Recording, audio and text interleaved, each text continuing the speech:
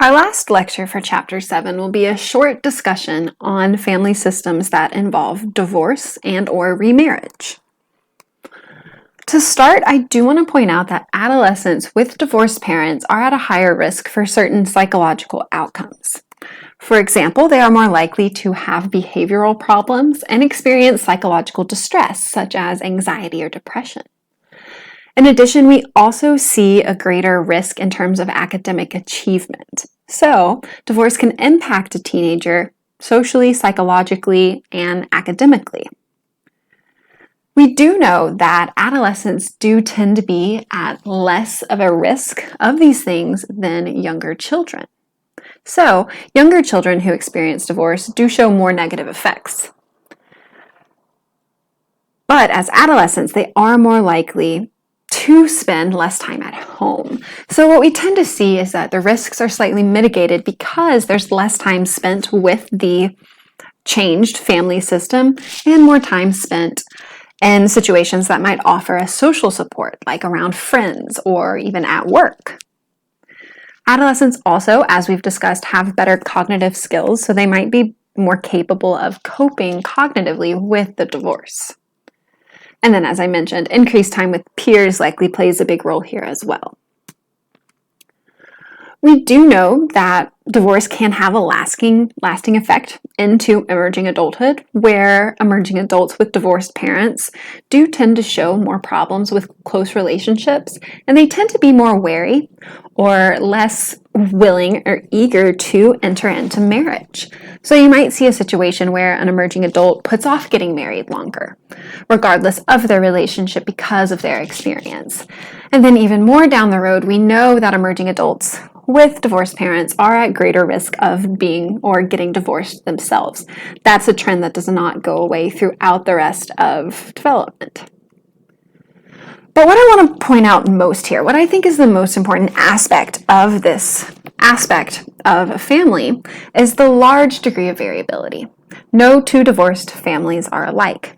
And even though we know that divorce on average puts people at higher risk for these outcomes, it depends dramatically on the family processes. Family processes are the quality of the relationships between family members. And in fact, this can be, in some situations, even more important than the marital status of your parents. For example, we know that having a high degree of conflict in the household puts a child at greater risk for these outcomes, regardless of whether their parents are divorced or married.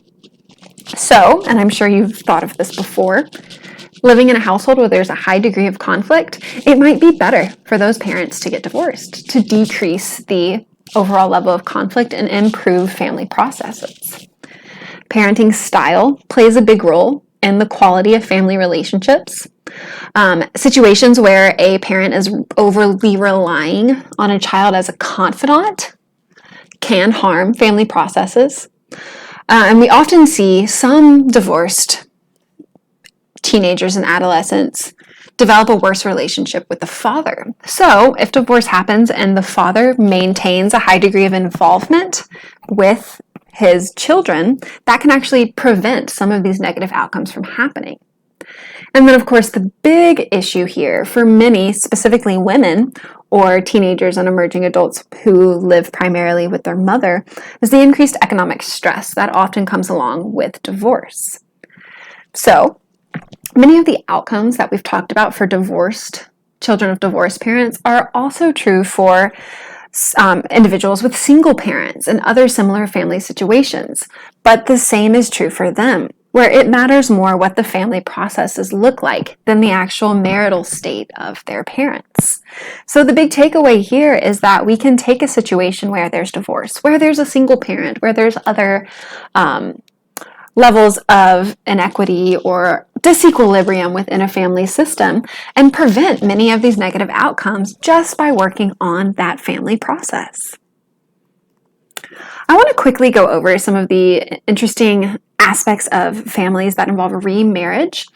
Even though family process is still very important, here we do see some unique outcomes.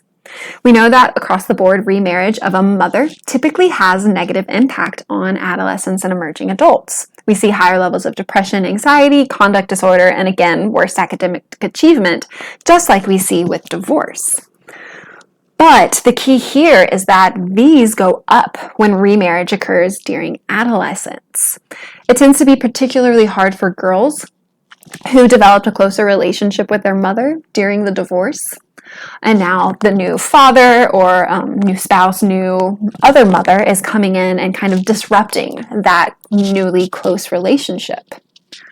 We often see teenagers having a harder time than younger children forming attachment to new authority figures. And then, of course, adolescence itself is a difficult time when it comes to authority, so we see some increased risk there as well. Another experience that isn't uncommon for teenagers is to feel like their loyalties are being divided, where they don't want to grow close, or they feel like they can't grow close to the parent's new spouse because that would be disloyal to the other parent.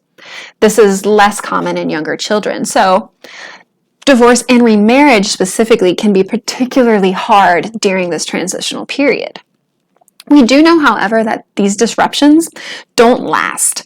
In most new families or remarried families, we know that the family system tends to recover or create their new normal within 1 to 2 years after the remarriage occurs.